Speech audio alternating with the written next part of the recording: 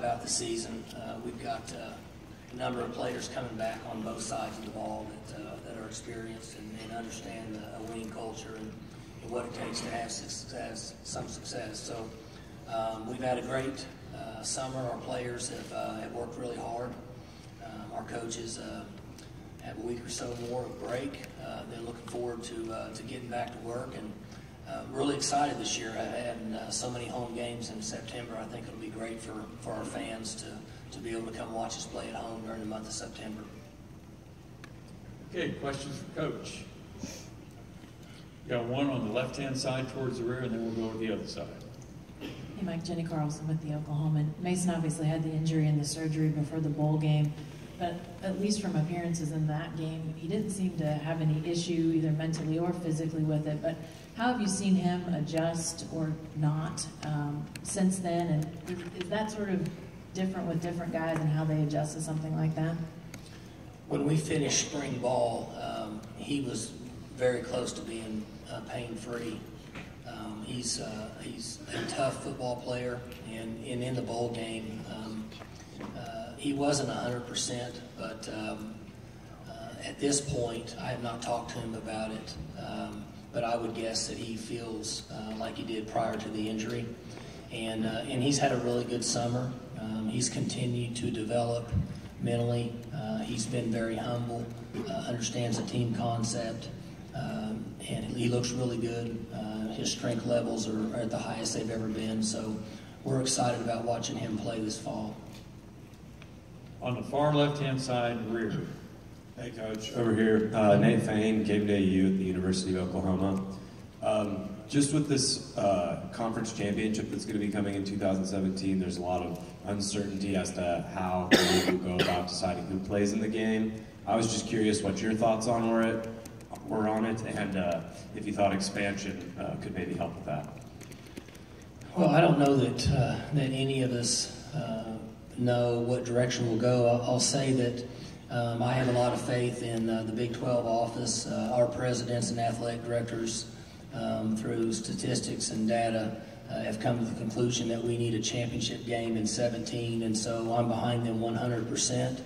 I have seen a few different layouts for ways to decide who those teams would be.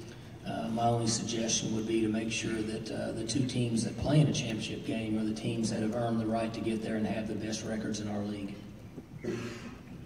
Question on the rear. Myron Patton Fox, Oklahoma City. You don't have the luxury of J.W. Walsh backing up Mason Rudolph this year. Do you handle Mason different in terms of just with your offensive line? I guess you think it's going to be better, but if he gets hurt, you're kind of in a pickle right there. And with that in mind, do you get the backup, be it Taylor Cornelius, whoever, some snaps early in the season?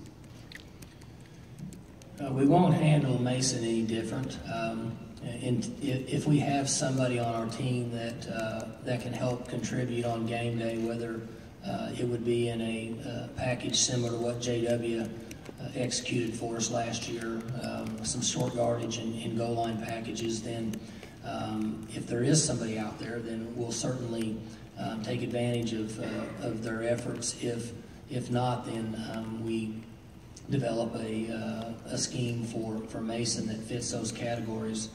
And our goal will be to establish a backup quarterback as quickly as possible. And you guys, most of you have covered college football and watched it for a long time, and that's not something that happens overnight.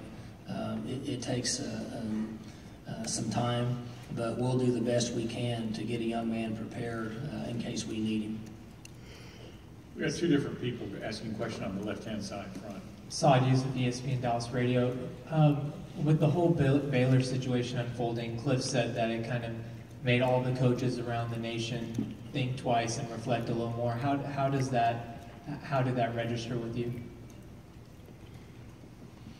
Well, I think the situation at Baylor is like having a discussion with politics and religion, in that there's not really anything that any of us could say other than we have confidence, or I have confidence in our league, that we'll do everything possible to try to make the best decisions possible. It hasn't really affected us at Oklahoma State, we've had a pretty